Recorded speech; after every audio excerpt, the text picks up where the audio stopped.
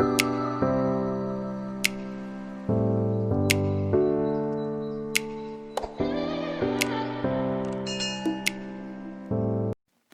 guys! So ngayon, tuturuan ko kayo kung paano gumawa at magluto ng choco crinkles gamit lamang ang oven toaster.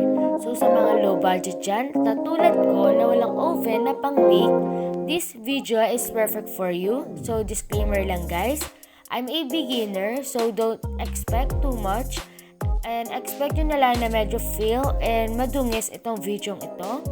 So if you're interested with this video, keep on watching! Ito ang mga ingredients na kakailanganin natin sa paggawa at pagluto ng choco crinkles.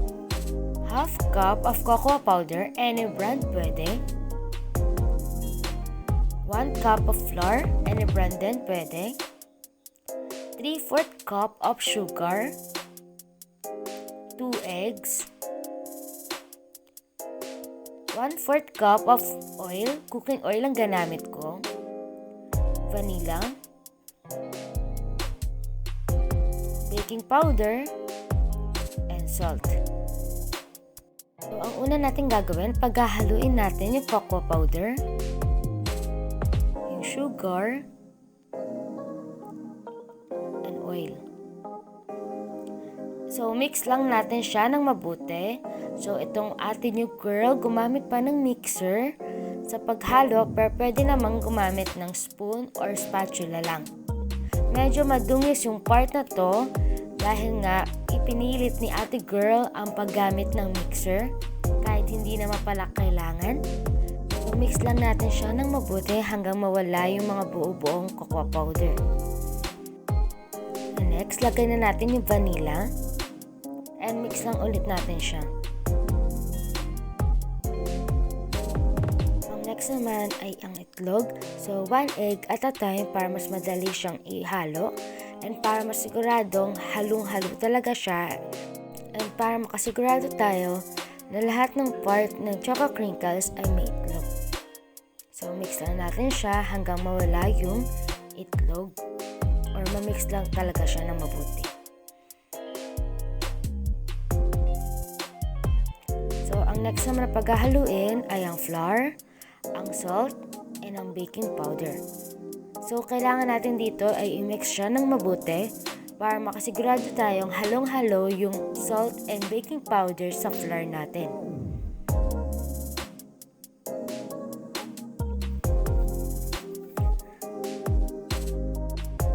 So, ang next, ihahalo na natin ang mixture na flour sa mixture ng cocoa powder. So, kauntian lang ang paglagay para makasigurado tayong mahahalo talaga natin siya ng maayos. Dahil ang kailangan nating mixture dito ay walang kulay puti or walang puting flour na matitira sa mixture. So, kailangan halo-halo talaga siya. So, sa part na ito, hindi natin kailangan ng mixture. Kutsara at spatula lang, okay na. Huwag nyo na akong gayahin dahil naging ambisyosa ako sa part na ito dahil gumamit pa ako ng mixture sa paghalo. So, kaya naging medyo madumi at feel yung pagkaka-mixture natin sa kanya. Comment down below kung meron ka rin field experience sa mixer. So, ito, kailangan na talaga natin siya ng matyaga ang paghahalo. Pero, wag natin siyang i-fully or matutodong halo. Pwedeng maging matigas yung kalalabasan niya.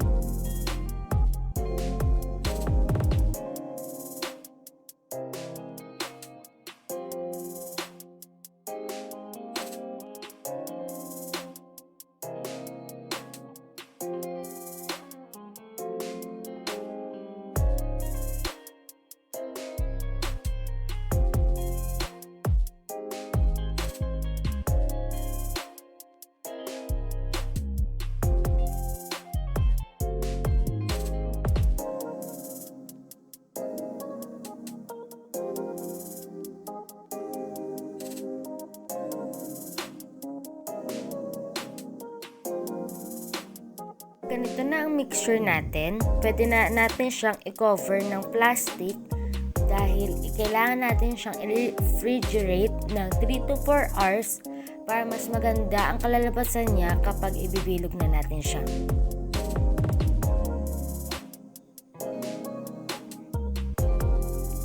So sa plastic, pwedeng yung pang-ulam na plastic or yung cling wrap ba yung tawag doon?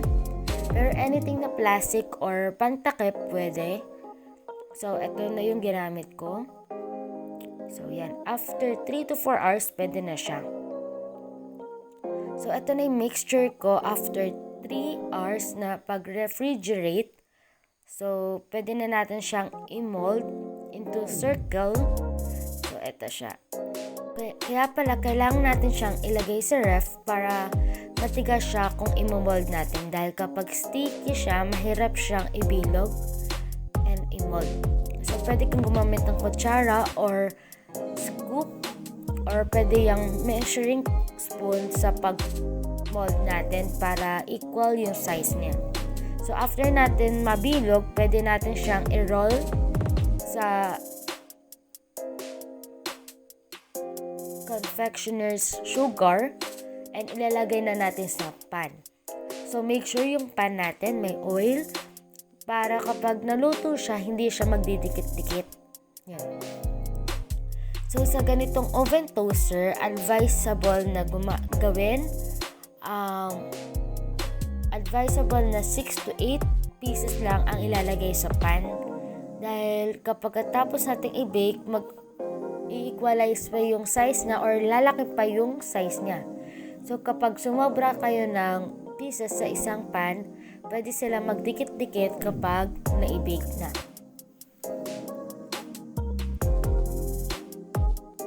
So kapag nailagay na natin siya sa pan, pwede natin ulit i-roll dun sa sugar para mas maputi pa siya yung kalalabasan niya. Diba? Mas masarap ang choco crinkles kapag maraming powder kapag naluto.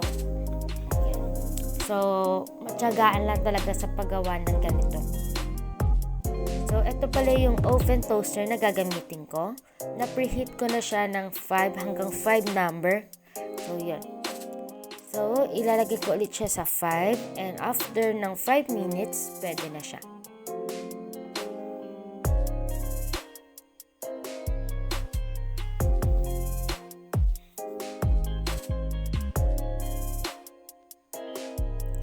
So, ito na ang finished product natin. So, ito yung iniiwasan natin, yung magdikit siya dun sa mismong pan.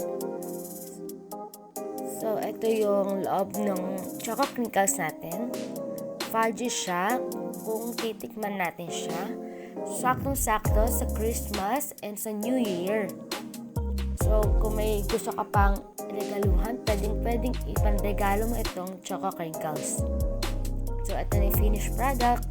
So, I hope you like this video and marami kang natutunan. So, sa mga field experience ko, sana hindi mo rin siya magawa and maging lesson din sa inyo ito. So, test. So, sabi ko nga sa inyo, fudgy yung loob niya. Dahil siguro sa cocoa powder na ginamit natin.